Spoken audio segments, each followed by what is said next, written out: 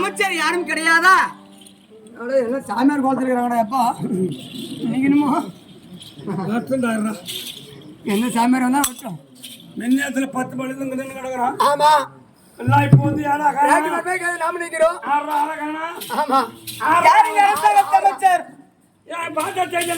வாங்க ஐயா, வணக்கம் வணக்கம் வணக்கம் வணக்கம். வணக்கம் வணக்கம் வாருங்களம்மா வணக்கம். வாங்க ஐயா, வணக்கம் வணக்கம். சரியப்பா, போனால் போகட்டும். என் வார்த்தைகள் தேவை கிடையாது. சபையை பார்த்தனையா எவ்விதமாக வணக்கம். திருவாகிய மகாலட்சுமி சபை